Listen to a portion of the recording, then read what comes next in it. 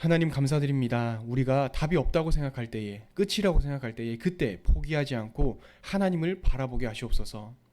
모든 것에 합력하여 선을 이루시는 하나님께서 그 마지막 순간이라 하더라도 우리를 가장 선한 길로 인도하실 하나님이십니다. 우리 현장에서 인간적인 계산으로 우리의 나름대로 생각대로 판단하고 행동하는 것이 아니라 그 가운데에서 길을 이미 예비하시고 인도하고 계시는 하나님께 집중하게 하여 주시옵소서. 우리의 계산과 우리의 의를 잠시 내려놓고 하나님께 온전히 집중하는 오늘의 예배 시간이 되게 하여 주시옵소서. 살아계신 예수 그리스도 이름으로 기도드립니다. 아멘. 오늘 새벽에 함께 나누실 하나님 말씀은 창세기 43장 1절에서 15절까지의 말씀을 가지고 하나님이 이끄시는 회복의 길로라는 제목으로 함께 말씀을 나누시겠습니다. 우리는 끝이다 라고 생각했을 때, 이제 가망이 없다, 희망이 없다 라고 생각했을 때, 이제 길이 없다 라고 생각했을 때 어떻게 행동하나요? 그것이 그냥 위기로서 끝나는 것일까요? 우리의 눈으로 볼 때에 위기다 라고 생각하는 것에서 그저 위기일 뿐일까요? 그렇지 않습니다. 그때는 온전히 주님께 맡길 기회입니다. 온전히 주님께 집중하고 온전히 주님께 우리의 의를 다 내려놓으면서 어떻게 해야 할지 온전히 100%로 맡겨드릴 그 시간이 바로 위기의 시간, 끝났다고 생각하는 그 시간입니다. 하나님께서는 그때에 우리가 하나님을 바라볼 때 우리의 의를, 우리의 계산을, 우리의 생각을 조금 내려놓고 하나님을 향한 온전한 집중을 할 때에 하나님은 그 끝이라고 생각한 순간에 회복의 길을 준비하시는 하나님이십니다. 하나님은 하나님의 자녀를 언약대로 인도하시기 때문에 거기서 놔두지 않으시고 회복의 길로, 다시 살아나는 길로 우리를 인도하시는 하나님이십니다. 그래서 우리는 어떠한 상황 가운데에서 특히나 끝이다, 이제 가망이 없다라고 생각하는 그 순간에서조차 하나님을 바라보아야 하는 것입니다. 왜냐하면 주님이 이끄시는 그 길이 분명히 있기 때문입니다. 오늘 제목처럼 하나님이 이끄시는 회복의 길이 분명히 있기 때문입니다. 오늘 우리는 우리의 쉽지 않은 현장 가운데에서, 우리의 힘든 현장 가운데에서 예배의 자리로 나온 이유는, 오늘의 이 주일 예배 하나님을 바라보는 이유는 하나님이 이끄시는 회복의 길이 있다는 그 확신 때문입니다. 그 끝에서 다시 시작하게 하시는 하나님을 바라보기 때문에 우리는 오늘 이 예배의 자리에 나오는 것입니다. 오늘 본문은 창세기 43장의 본문입니다. 어제 매일 성경에 요셉이 그 형들을 만났습니다. 형들은 요셉이 죽은 줄만 알았고 애굽에 팔았기 때문에 이제 우리와 만날 일이 없다라고 생각했지만 아주 절묘하게 하나님은 요셉과 요셉의 형들을 만나게 하셨습니다. 그 만나게 하신 그것은 뭐죠? 바로 하나님께서 요셉에게 꿈을 주셨던, 언약을 주셨던 대로 만나게 하셨던 것입니다. 요셉은 형들에게 요구했습니다. 왜 너희만 왔느냐? 너희의 막내 아들, 막내 동생 베냐민을 데려와라, 이렇게 말했습니다. 하지만 아버지 야곱은 허락하지 않았죠. 그런데 이제 시간이 지나고 곡식도 떨어지고 기근이 계속 이어졌기 때문에 어떻게 할 수 없는 상황이었습니다. 다시 애굽으로 갈 수밖에 없는 상황이었습니다. 곡식도 없을 때였고 이제 더 지체하면 생명의 위협까지 느껴질 수 있는 그러한 절체절명의 위기의 순간이 왔었던 것이죠.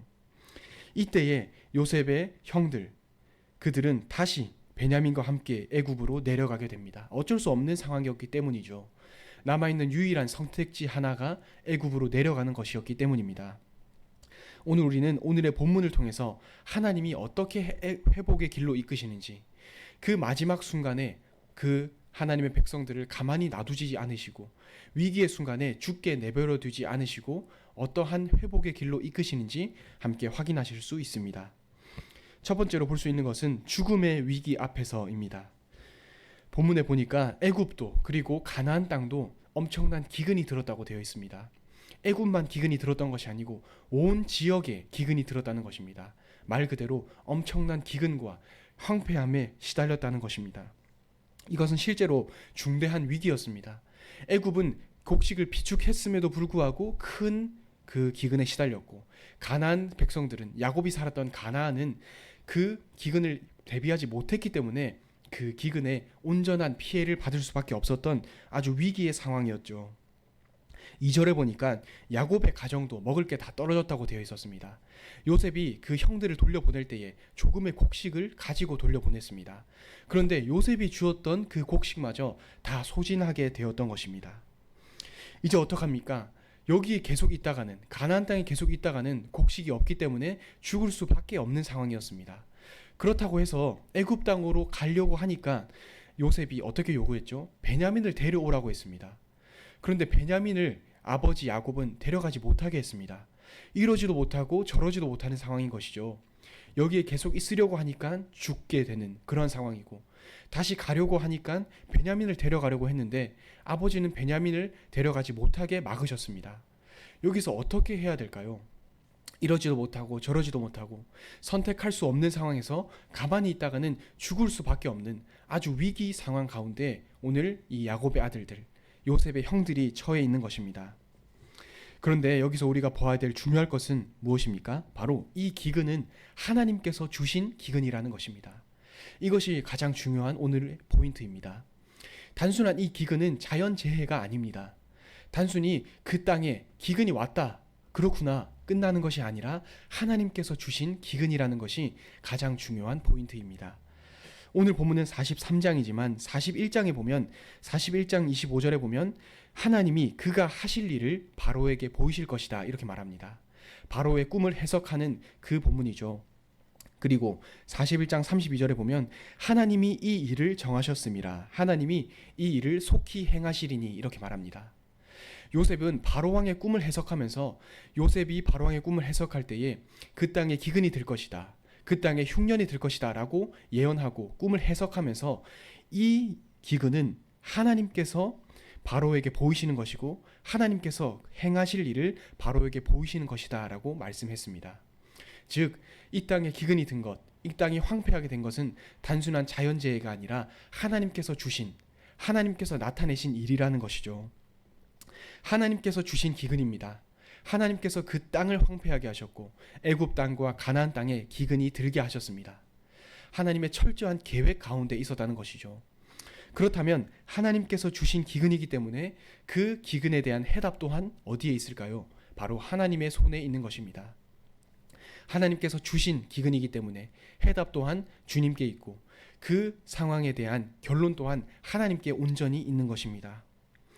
이러지도 못하고 저러지도 못하는 상황에 남은 선택지가 어떤 것이었을까요? 바로 애굽으로 내려가는 것이었습니다.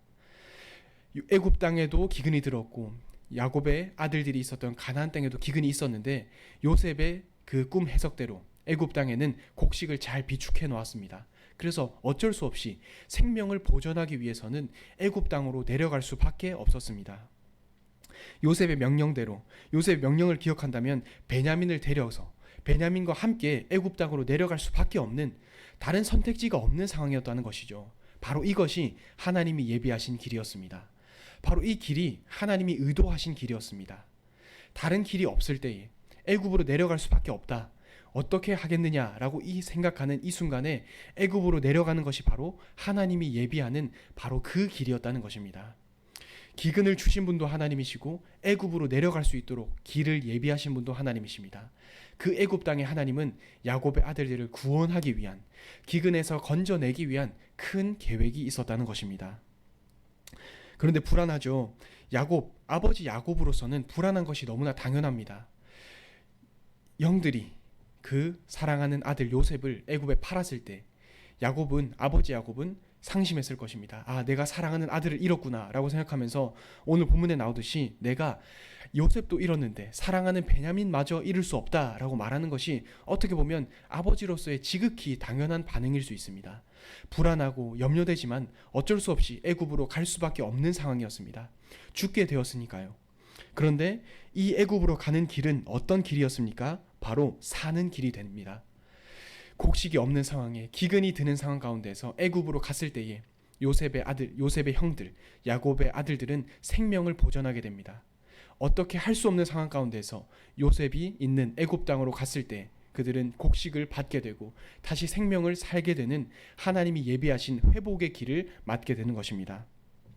그리고 단순한 곡식을 얻었다 해서 끝나는 것이 아니라 하나님이 요셉의 형들, 야곱의 아들들을 애굽 땅으로 인도하실 때에는 가족이 다시 만나는, 그리고 큰 상처를 회복하는 길이 됩니다. 요셉의 형들은 요셉을 팔아버렸고 요셉의 아버지 야곱은 요셉이 죽은 줄로만 알았습니다. 하지만 하나님이 요셉을 그 요셉의 형들과 만나게 하실 때에 죽은 줄로만 알았던 마음에 큰 상처를 가지고 있었던 형제들을 만나게 함으로써 마음의 큰 상처를 회복하게 하시는 하나님의 큰 계획이 있었던 것입니다. 이 방법과 해답이 어디에 있습니까? 바로 하나님께 있었다는 것입니다. 하나님이 요셉이 형들을 애굽으로 인도하실 때에 곡식을 얻으면서 육신적인 해답도 주셨지만 마음의 상처도 회복하게 하시고 죽은 줄로만 알았던 영영 못 볼 줄 알았던 요셉의 형제들을 다시 만나게 함으로써 마음의 상처를 어루만져 주시고 그리고 요셉의 아버지였던 야곱에게도 마음의 상처를 헤아려 주시는 하나님의 아주 큰 그림을 가지고 하나님은 야곱의 아들들을 애굽으로 인도하고 계시는 것이죠. 이 고민, 야곱의 고민, 아버지 야곱의 고민, 내가 베냐민도 잃을 것 같다라는 이 고민은 하나님을 믿고 나아가는 것에 가장 큰 걸림돌이었습니다. 너무나 걱정되는 순간이죠. 요셉도 잃었는데 어떻게 베냐민도 잃을 수 있겠느냐라고 고민하고 걱정했지만 하나님은 이 모든 걱정을 넘어서서 더 큰 계획을 가지고 계셨습니다. 더 큰 응답을 가지고 계셨습니다. 목숨을 보전하고 형제들이 사이가 틀어졌는데 관계를 회복하게 하려는 하나님의 더 큰 계획을 하나님은 가지고 요셉의 형들과 야곱의 아들들을 인도하고 계시는 것입니다. 하나님은 이처럼 죽음의 위기 가운데에서 더 큰 계획을 가지고 하나님의 자녀들을 인도하십니다. 단순한 목숨을 살려라, 내가 너희에게 곡식을 줄게 해서 끝나는 것이 아닙니다. 너희가 영원토록 끝 없을 줄 알았던 형제간의 만남, 그리고 상처에서 회복하지 못할 것 같았던, 그리고 아버지 야곱이 끝끝내 해결하지 못할 것 같았던 마음의 큰 상처를 하나님은 알고 계셨습니다. 그래서 큰 계획을 가지고 큰 그림을 가지고 야곱의 아들들을 애굽 땅으로 인도하시는 하나님이신 것이죠.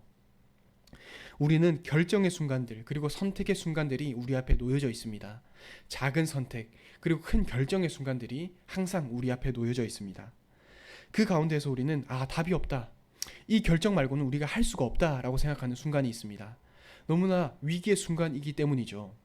이러지도 못하고 저러지도 못하는 오늘 이 야곱의 아들들이 하는 목숨이 달려있다라는 그 결정의 순간처럼 우리의 현장에서도 결정하는 순간이 있습니다. 절체절명의 순간 가운데서 어떻게 해야 되나라고 고민하는 그러한 순간들이 있습니다.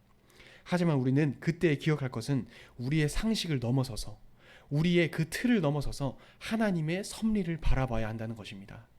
하나님이 과연 이 야곱의 아들들의 상황을 모르셨을까요? 야곱의 아들들의 상황을 헤아리지 못하셨을까요?